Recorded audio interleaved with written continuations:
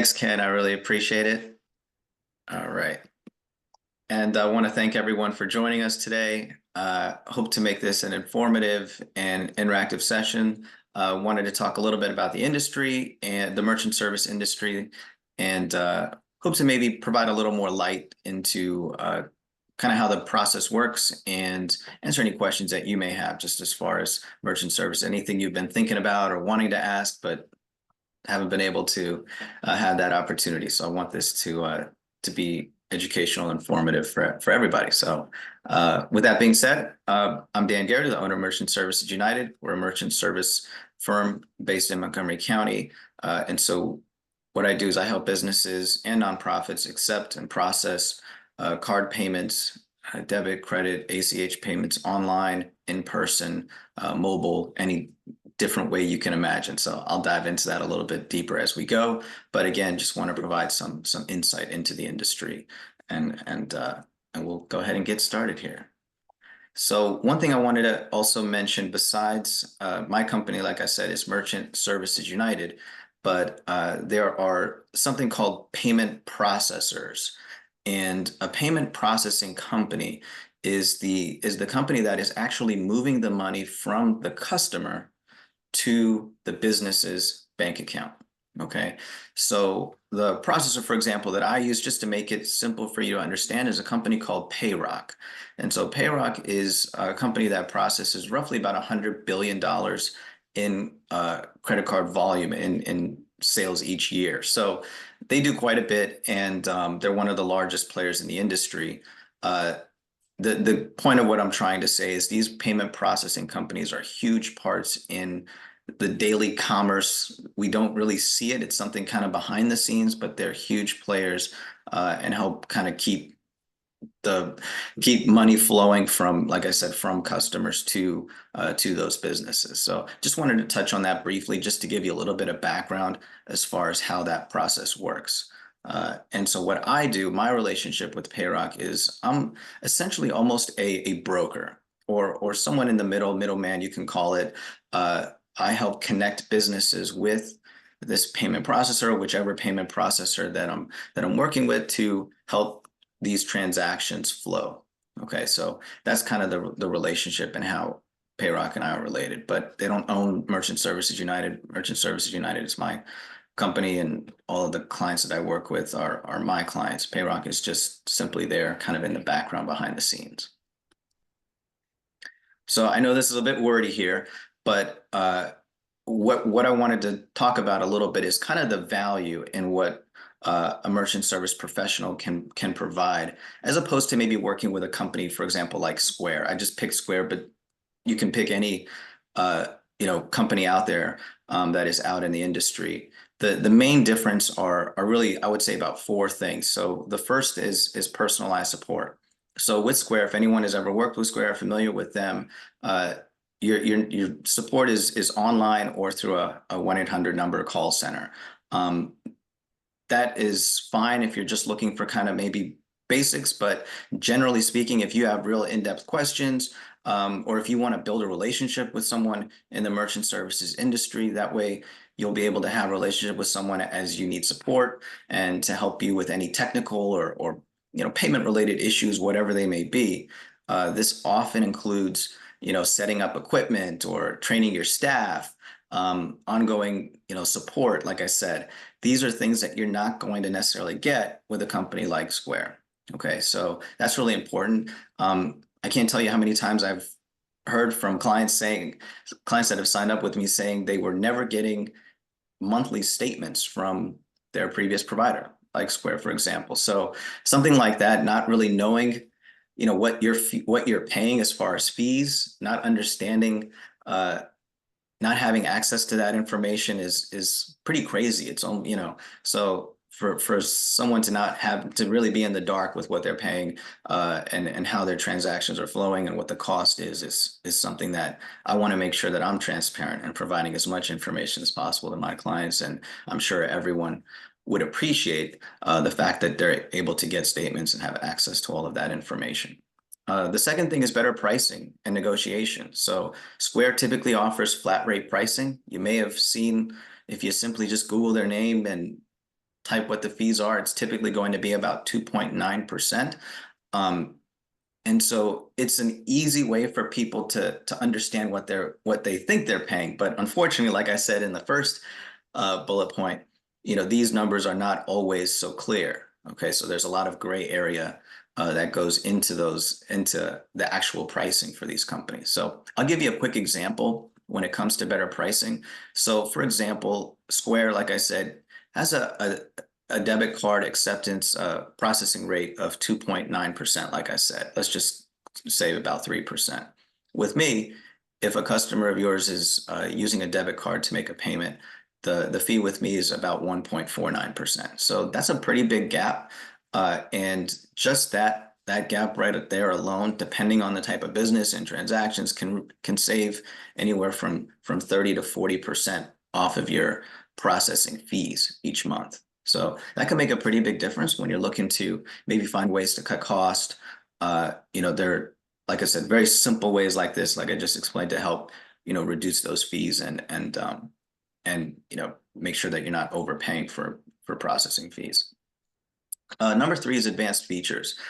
So Square is great when if you've got a startup or maybe a small cafe or something like that, a limited menu, not really huge needs, but as a business grows and expands, there are going to be more complex operations, maybe more reporting, accounting, inventory software. It's important to have better tools and resources available. As you all probably know, payments and CRM systems and integrations are becoming more and more common with all types of businesses. So it's important to have solutions that can integrate and can communicate with one another to help streamline payments. So we see a lot with accounting and inventory softwares, quite a bit, Salesforce, or even things like QuickBooks, all of these different solutions out there that businesses are using more and more. It's important to have integrations available and ways for those systems to talk with one another to improve efficiencies, and so that's something that Square doesn't. They've kind of fallen a little bit behind. If you talk to folks in the industry, that's something that we notice, as for example, in my business, but also I think Square also notices that as well, and they know they need to probably make some improvements, but it's not always easy to do that. And then industry-specific expertise. So if you're working with, like I said, some of the, like a Square company, you're going to get kind of your basic cookie cutter solution. But if you're a restaurant, your needs are probably a little bit different than maybe a service-based business. So it's important to have different solutions based on what you're looking for. And so working with a merchant service professional, they have expertise and have the available technology to help no matter what type of business it is. Okay. Now, here's just kind of a brief list of some of the examples of equipment that's available for businesses. Now, I'm going to start from the left and work my way to the right there. That first device is a Swipe Simple mobile device. You've probably seen this before somewhere. You see this quite a bit at places like maybe a farmer's market, or at maybe a trade show or some sort of event where you're paying for something, a small device, some sort of simple transaction. You're not going to have much functionality. That Swipe Simple device hooks up to your cell phone by Bluetooth typically, and will process transactions by inserting the card or swiping. That's, like I said, pretty simple standard device.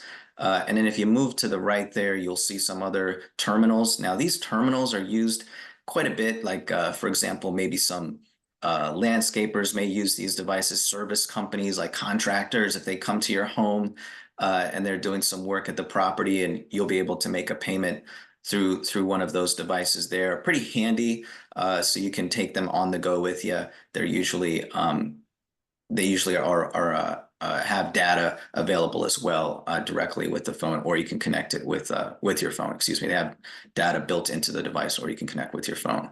And then moving further along to the right there, those are Clover devices.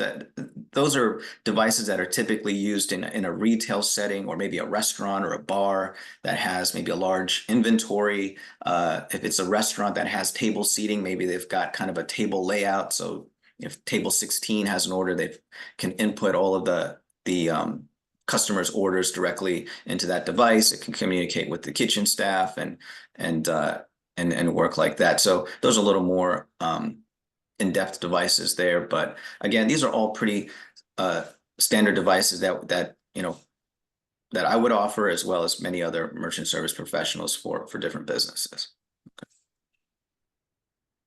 And I guess what I'll also say is, if there are any questions, feel free. I think we'll do a Q&A at the end.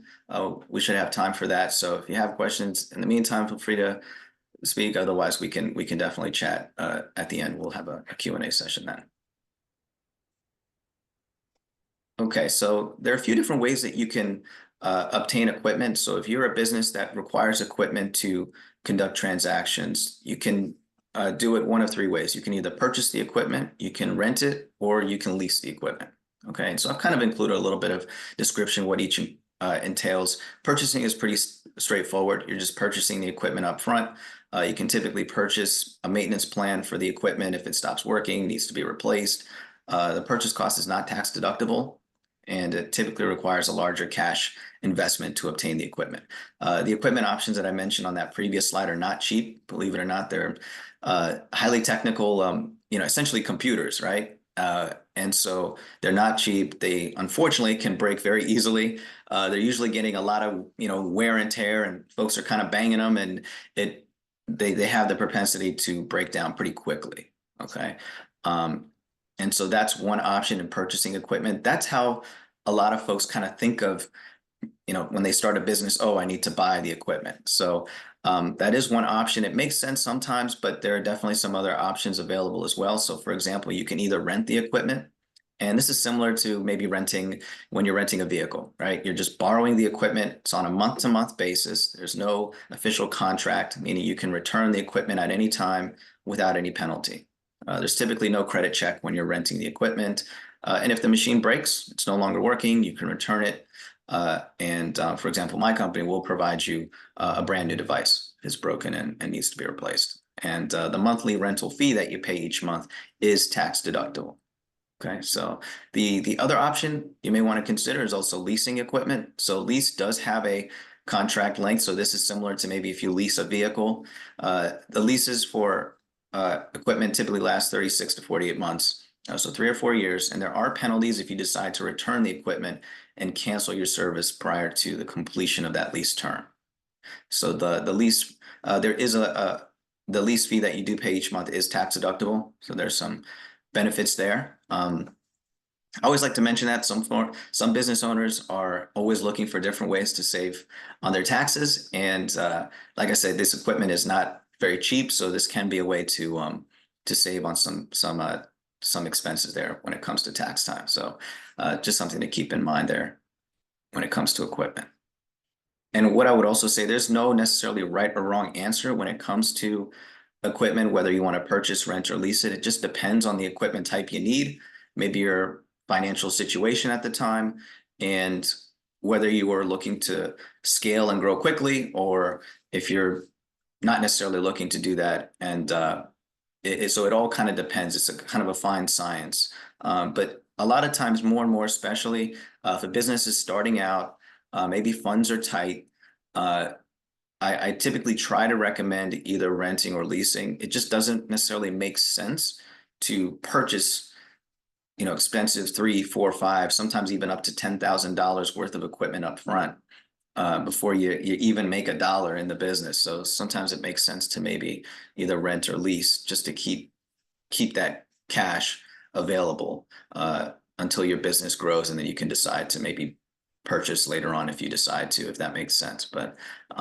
renting and leasing are also, like I said, so viable options, especially as the cost of equipment keeps going up.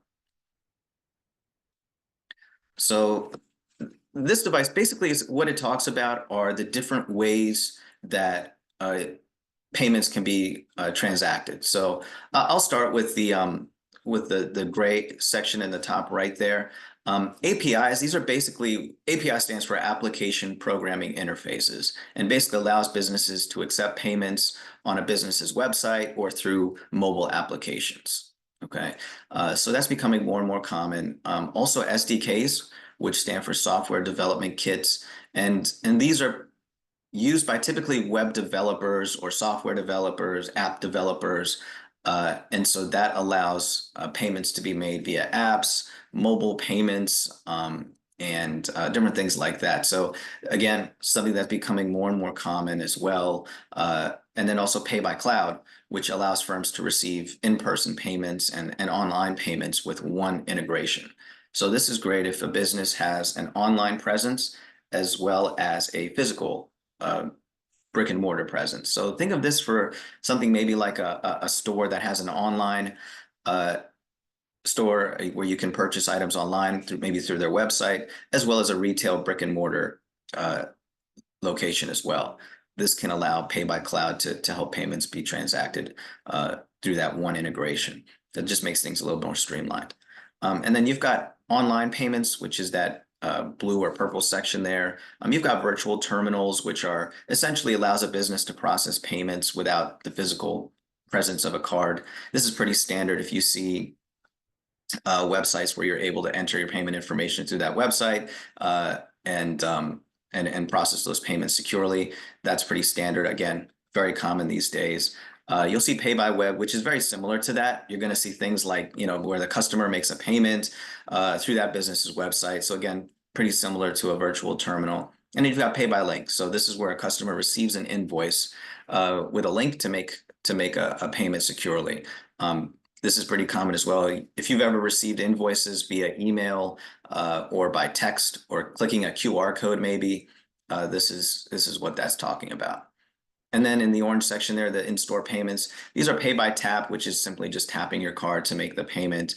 Mobile payment, which is using obviously your cell phone through maybe like an Apple Pay or a Google Pay, different things like that. And then terminals, these are just those smaller devices that I mentioned a couple of slides back.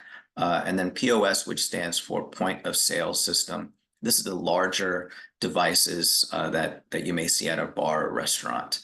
Those are devices obviously used to make payments as well.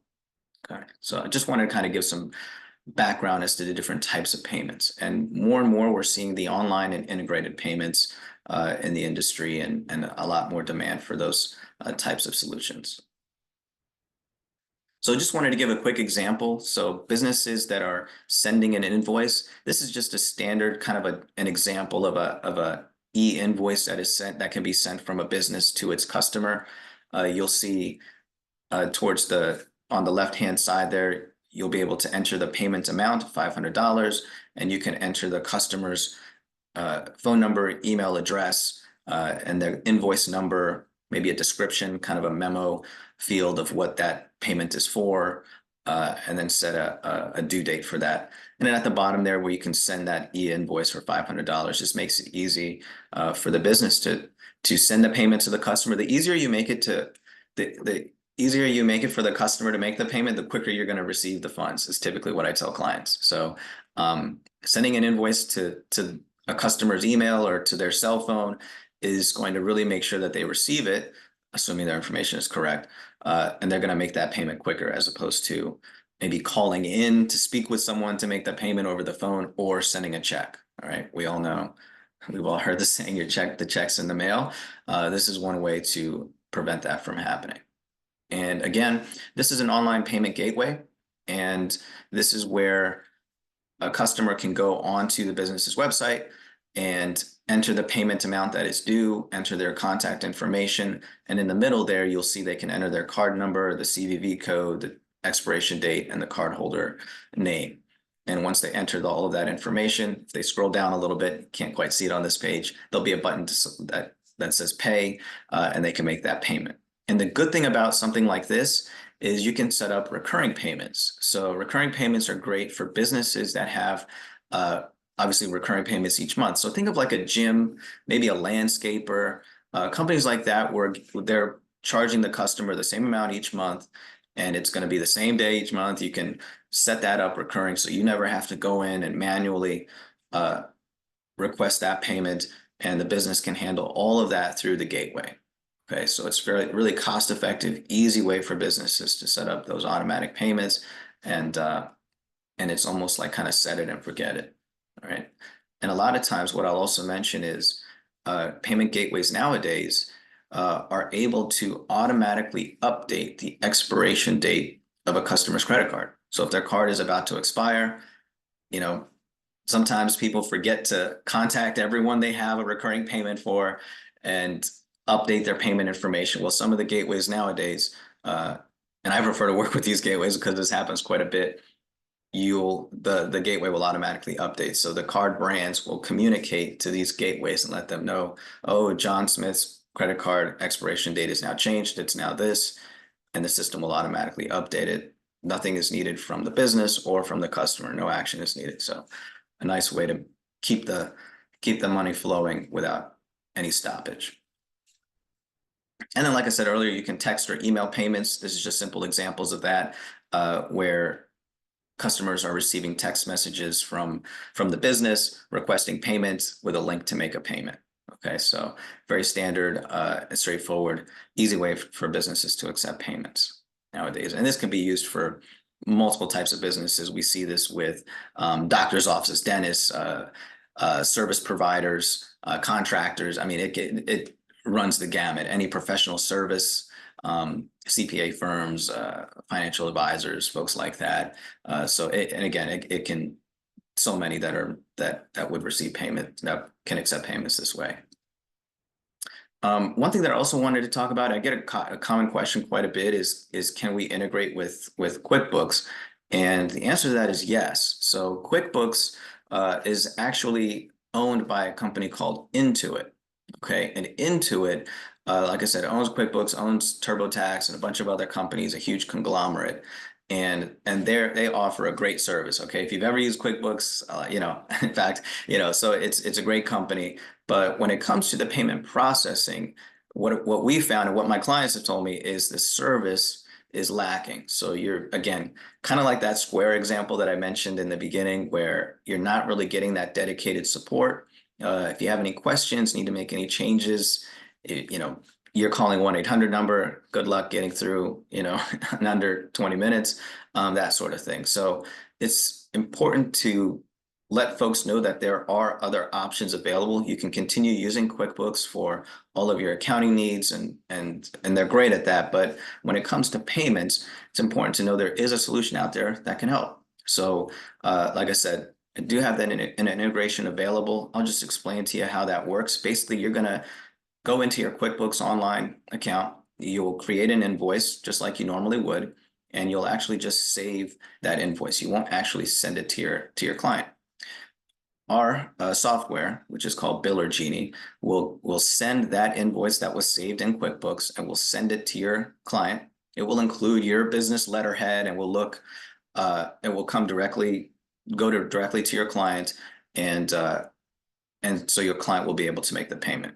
So the payment collection, the customer can log in, can make their payment, and the payment will actually reconcile into your QuickBooks Online account. So it will mark the invoice as paid, showing that the payment was made. So there's no extra steps in reconciling and kind of double checking that sort of thing. So it's a really concise and quick way to save quite a bit of money. So the benefits in doing that, why does it make sense to do something like that, is some of the features that are included with Biller Genie just aren't quite available with QuickBooks. So for example, we can enable auto payments, so which is kind of self-explanatory. You can also store multiple payment methods. There are custom invoices that you can create with Biller Genie. There's also what we call level 2 and level 3 optimization. Now, level 2 is referring to business to business transactions. So if your business is sending invoices to another business, then you may qualify for something called level 2. And so level 2, what that means or what that does is you can receive much, much lower payment processing rates, which can save you significantly. Okay, so just to give you an idea, Square has let's just call it a 3% processing fee. If you are able to qualify for level 2 processing, then your fees would be about half that, okay, with level 2. So significant savings that are available with me. And then level 3 kind of takes it a step further. That's referring to government transactions. So if you're sending invoices to the government and receiving payment, that can qualify for level 3, and the savings are even greater with that. Okay. So those are options that are available that just aren't there yet with QuickBooks. And then you can also offset the payment acceptance cost. So I'm going to get into that a little bit later, but this basically helps you save anywhere from about 15% up to about 75% off of the credit card processing fees. Okay. So one other thing that I wanted to mention as well, and is an option for businesses nowadays, especially, I've been noticing that a lot of businesses are getting funding from either from cash advances, essentially from their payment processing companies. So I do have a solution that's available as well. This is not a loan, by the way. This is an opportunity to simply access your credit card sales upfront. Okay, almost, I guess you can call it a cash advance. It's not quite, but it's more of like a credit card sale advance. You can qualify for up to $250,000. It's a much quicker process than getting your typical bank loan. There's no underwriting or credit checks or anything like that. It's just a matter of simply showing what credit card sales you've had from the past 3 to 6 months, making sure that you're receiving at least $5,000 a month in credit card sales. Then, like I said, you can qualify to receive cash for those future sales. So this is a way for businesses to get liquidity. Maybe they have a big job that they're working on that they need to allocate significant capital to, but they won't actually receive funds, or they won't receive revenue for that investment until much later. This is a way for that business to do that and still keep liquidity, afford to pay their staff, and pay to keep the lights on if they have an office, that sort of thing. So it's an important way for businesses to keep the lights on, keep things moving during maybe those tighter liquidity crunches. Okay, so, and again, not a loan, so it's structured a little bit differently. And if businesses have existing cash advances with another company, we can actually take over those cash advances from other companies with our product here. So just something to offer additional services that are available to different businesses that might need it. And so if you have any questions, happy to chat about that later. Also wanted to talk briefly, I did talk a little bit about Clover, but Clover is a great solution for a few different types of businesses. I've been seeing really great success in working with Clover. Now you might think, well, if Clover has, a restaurant, a retail, and a service product, isn't it kind of a cookie cutter similar to Square? Well, that's a great question, but it's actually not. And one reason why is because Clover has an app market. So anyone that has a smartphone knows that, Apple has their app store. And so Clover has a similar store where developers can create apps to help with different types of businesses. Okay, so this is great for any business that is looking for a specific type of solution or a specific type of product that can help in their workflow to make things easier for them, whether it's marketing, whether it's handling, managing inventory, handling, returns. All of these different things are all available through that app market. So it's a great solution, and it's something that is ever evolving. So as business needs change, then the app market is always adding new products that businesses can take advantage of. So I think that's a great thing that Clover does to keep solving the needs of different business owners. So just wanted to kind of touch on that. So like I said, the 3 main industries where Clover is most successful and that I typically recommend for my clients would be restaurants. So again, if you have a restaurant with a front house where you're taking orders, placing those orders in, then you've got the back, the kitchen, where they have maybe a kitchen display communicating what orders are being placed, when the order is ready, that sort of thing. And then you've got a back office which can handle employee management and marketing and different things like that. And then retail, similar, manage inventory, handle returns, and oversee staff, get access to sales reports and different things like that, as well as service. So if you have different payment reports that are needed, managing, again, employee management, managing employee scheduling, different things like that. And then another benefit is, again, having myself and my team to help assist with any service questions, changes that are needed. That's available to you as well when working with my team, my staff. So one thing that I also wanted to talk to you about is the different pricing models that are available these days. So these are different ways for businesses, and you've probably been seeing these more and more, especially since COVID.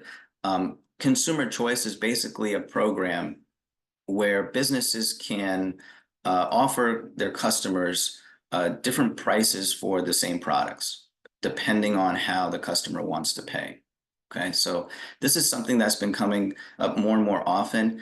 You may not realize it, but gas stations have been doing this for a long, long time, where they have kind of a cash price of maybe $3 a gallon and a card price of $3.10 a gallon, for example.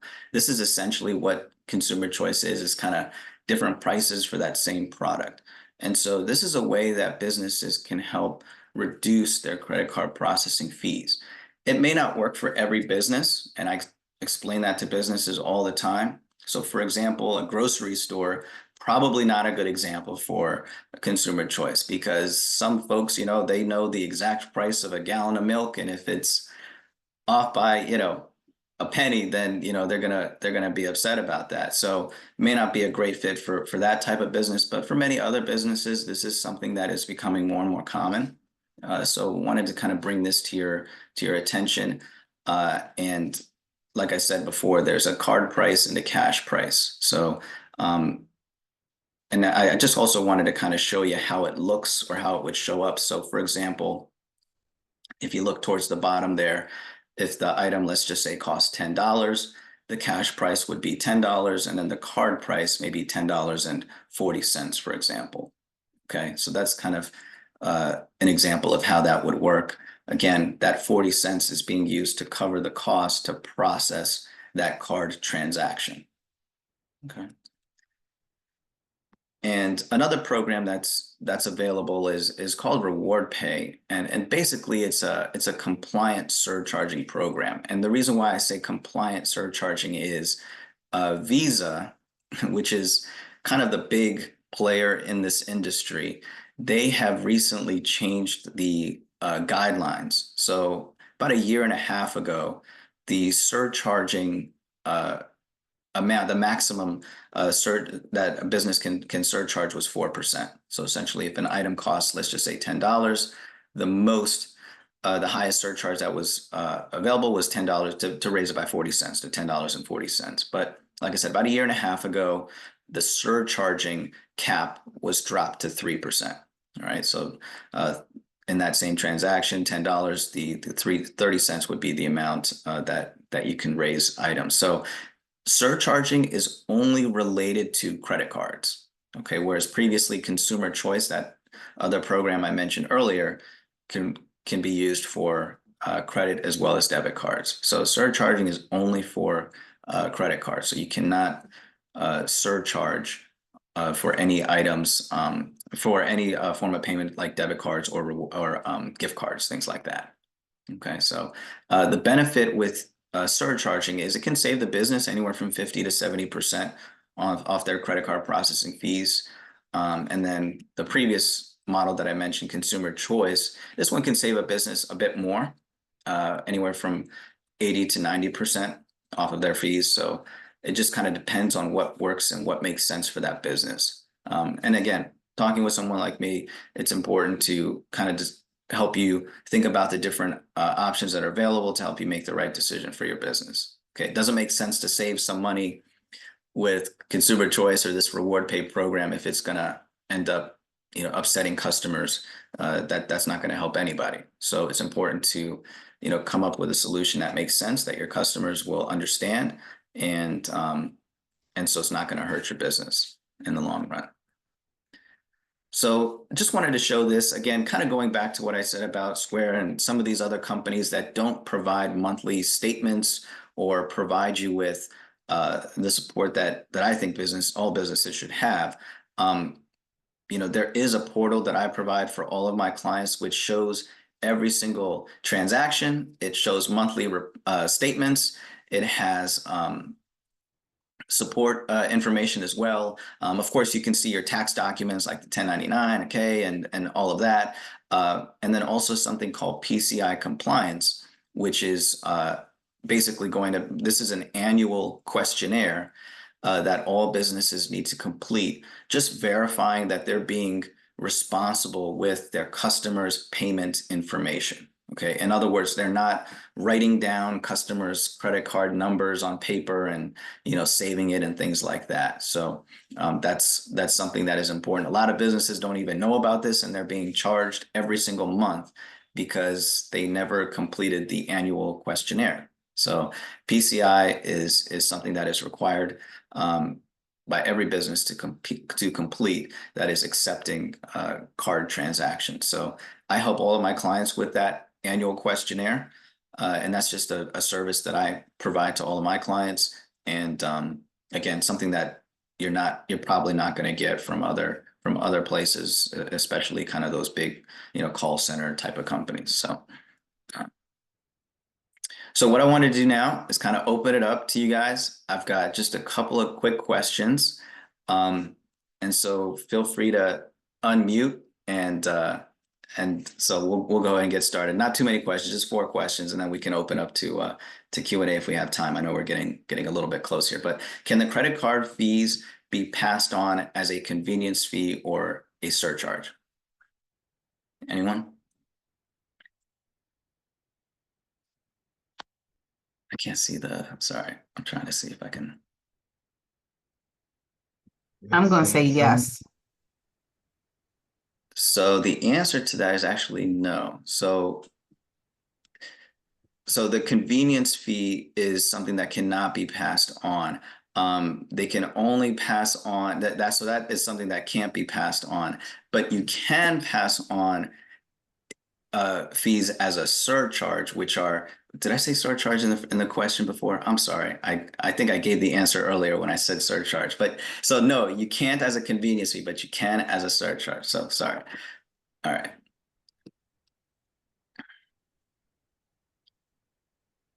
So the next question, will a customer using a debit card be surcharged if they press the credit button at checkout? So if you're using a debit card, can you be surcharged? I would say no. Correct. Yeah. No. So this is basically no debit cards can be surcharged. Okay. So correct. Can a business require a minimum purchase amount in order to use a debit or credit card? If you've ever gone places, maybe a convenience store that says $10 minimum to use a card, anything like that, is that legal in the eyes of Visa and the card brands? Yes. Somebody answered in the chat, and that's what okay. That was my answer. Oh, sorry, I wasn't looking at the chat. My apologies. So the answer to that is actually no.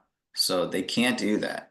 So that is something that if Visa or MasterCard catches them, then they can actually get a fine of up to $5,000. So Visa, MasterCard, they have something called secret shoppers. So if you see anything like that, you can report them and that business can get fined potentially. So pretty scary stuff. We don't want businesses to do that, but again, we do see that from time to time. And so what was the previous surcharging fee cap and what is the current surcharging fee cap?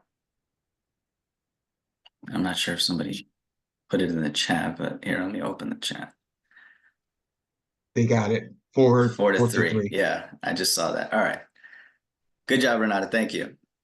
All right. And I know we're running short on time here. I want to also give you guys time to so basically I'll just finish real quick here. Any businesses that can potentially use my services, or at least should talk with someone, a merchant service professional, a business that's still swiping credit cards. So if you're swiping a card, with the magnetic strip, that's really not good. It's non-compliant. And that business can potentially lose those funds if the cardholder disputes that transaction. So really, we want to go away from that. Businesses that can't reach the credit card processing firm that installed their equipment, they're just not getting the service they need. They should talk to someone. And a business owner has not had a recent review of their credit card fees in a while, as well as a business that's expanding to a new location, hiring new staff, or acquiring another business. Great opportunities to just have a conversation, just make sure they've got all their, T's crossed and I's dotted, that sort of thing. All right. Almost done here. So if there's any business that could use my service, obviously I do offer, referral bonuses and different things like that. But, I'm, more than happy just to have a conversation. If there are multiple businesses that can use my services, obviously you can, potentially receive a residual every month. So just, guaranteed income there as long as the client is still working with me, and I'll take care of everything, and you'll just get a direct deposit each month. So, all right. And that's pretty much it, guys. So thank you very much. I appreciate the Maryland Black Chamber as well for the time and the opportunity. So thanks, Ken. There Any are questions, two guys? things Okay. in chat.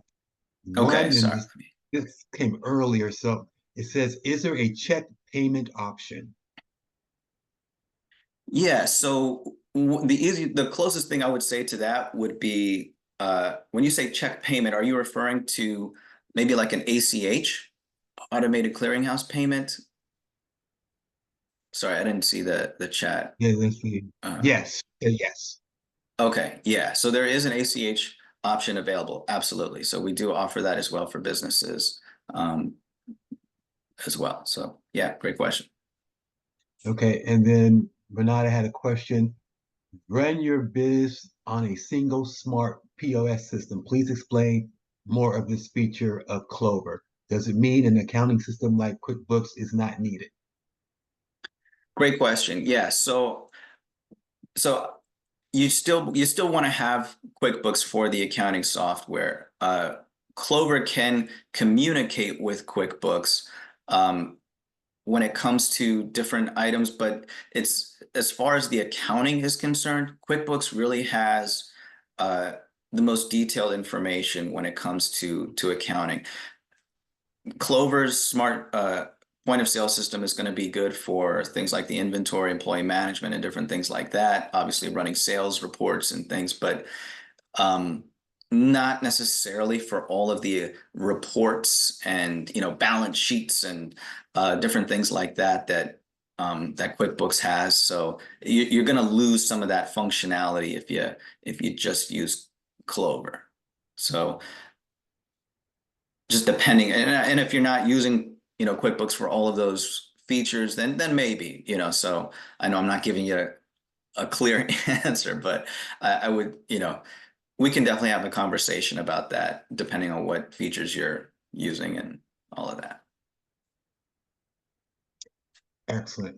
Any more questions? I Daniel, have a can you quick question. unshare your screen? Sorry?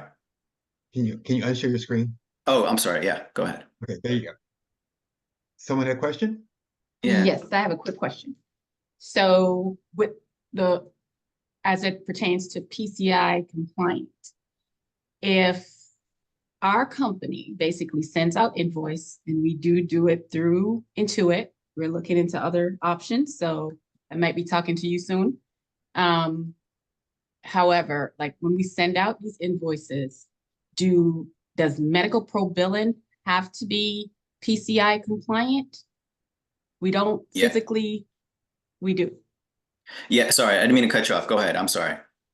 No, I'm finished. I'm done. Okay. Yeah. So the answer to that question is yes. So any business that is accepting payments is going to need to be PCI compliant. So this is required for every business, even though you're not physically, accepting cards or anything like that. It's a requirement. It's more of for businesses like yours, Tamika, it's a nuisance, unfortunately. I hate to say that, but it is something that's required. So it's just to make sure that your systems and your processes are not putting any card members' information or their data, not even their payment, but just their data at risk, essentially. Okay, so that's what it's related to, but I know it's a nuisance, but it is something that's required. Absolutely. Thank Yeah. you. Yeah, you're welcome. Any other questions or comments? In the chat, Daniel, you're getting lots of praise for great information. I'll tell you, this was like merchant services PhD. So a lot of really Great. great information. You Yeah. exceeded all Excellent. expectations. So thank you. This was Oh, that's really great. I like setting the bar low so I can hopefully barely clear it. No, but thank you guys. I appreciate everyone for joining and for listening. Hopefully it was not as, debilitating as horse tranquilizers. So thank you guys for all Great. all of your Real quick time. before we go, Melissa, can you share our flyer for our annual banquet coming up? So all of you, please know that on the 14th of November, we are having, the Maryland Black Chamber of Commerce is having our annual meeting and awards banquet. And our keynote speaker is going to be our Secretary of Commerce, Kevin Anderson, and we'll be giving out awards to some of our partners. And it's going to be a great time. And there are great sponsorship opportunities for smaller businesses. Melissa, can you share that?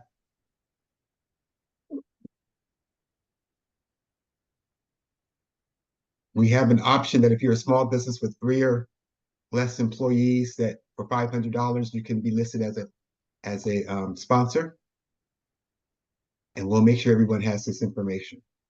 Melissa, let's go ahead and make sure that we email this out to the registrants for today's event.